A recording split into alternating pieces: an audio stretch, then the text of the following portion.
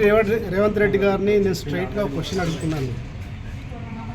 Sir, మీ నేపథ్యము, మీ సామాజిక నేపథ్యము, మీ ప్రశ్నించే తత్వాన్ని చూసి తత్వవేత్తల్లో మీరు ఒకరు ఉన్నారని చెప్పేసి మేము గౌరవించాం సార్.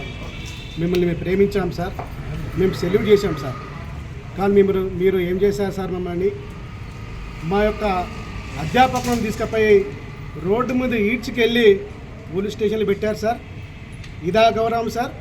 ఇదా ప్రజాస్వామ్యం సార్? ప్రజాస్వామ్యంని గొప్ప చెప్తారు సార్.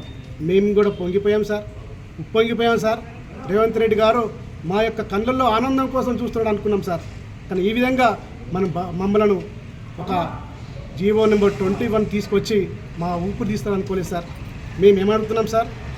మిగతా రాష్ట్రాలలో లేదంటే సుప్రీంకోర్టు మార్గదర్శకాల ప్రకారము మమ్మల్ని రెగ్యులరైజ్ చేయమని కోరుతున్నాం సార్. గత ప్రభుత్వము JLDL వాళ్ళను రెగ్యులరైజ్ చేశారు జీవో నెంబర్ 16 ద్వారా. మమ్మల్ని ఆ విధంగానే ఇప్పుడు మీరు కొత్తగా వచ్చారు కాబట్టి, ఒక యువ నాయకుడైన ముఖ్యమంత్రి కావడము మేము గౌరవించాం కాబట్టి మమ్మల్ని గౌరవించండి సార్. రెగ్యులరైజ్ చేసేసి మమ్మల్ని ఎందుకు సార్? మేము ఏం చేశాం సార్ తప్పు? మేము దొంగలమా సార్? దోపిడిదారులమా సార్? బందిపోట్లమా సార్?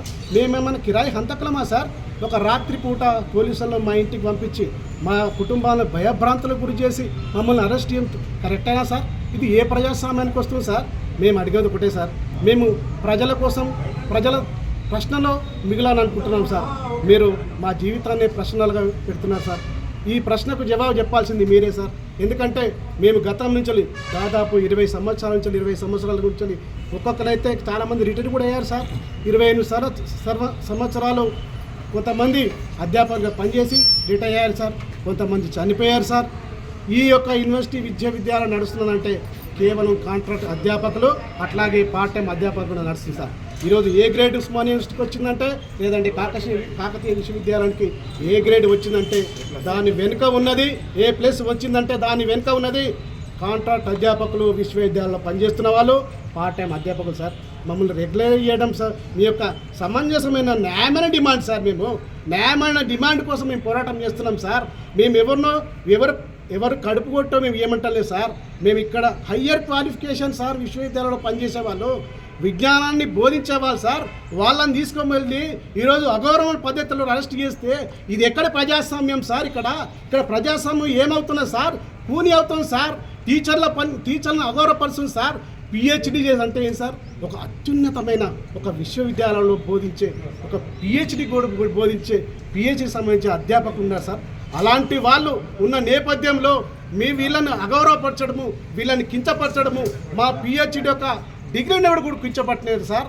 అధ్యాపకులను కించపరచలేదు సార్. విద్యార్థులను కించపరచలేదు సార్. యూనివర్సిటీ స్కాలర్ని కూడా కించపరచినట్టే మమ్మల్ని ఈడ్చుకెళ్ళి ఈరోజు మీరు పోలీస్ స్టేషన్ పెడుతున్నారు. కాదు, ఈడ్చుకెళ్ళడం ప్రజాస్వామ్యం అంటే సార్ మీరు అందరినీ కూర్చొని పెట్టి మాట్లాడాలి. ప్రజాస్వామ్యం అంటే సార్ మా హక్కుల గురించి మీరు బాధ్యత వహించాలి. ప్రజాస్వామ్యం అంటే సార్ మీరు అందరినీ కూర్చొని పెట్టి మా యొక్క లోటుపాట్లు ఏమైనా ఉంటే సరి చేసుకుంటాం సార్. ఫలాన్ని క్వాలిఫికేషన్ లేదు, మీరు పెంచుకోండి, మీరు పెంచుకున్న తర్వాత మీకు రికగ్నైజ్ చేస్తామని చెప్పండి. అది మేము పెంచుకుంటాం సార్. మీకు ఈ సందర్భంగా విజ్ఞప్తి చేస్తున్నాం. డాక్టర్ బైరి రంజన్, తెలంగాణ కాంట్రాక్ట్ అధ్యాపకుల JAC నాయకులు.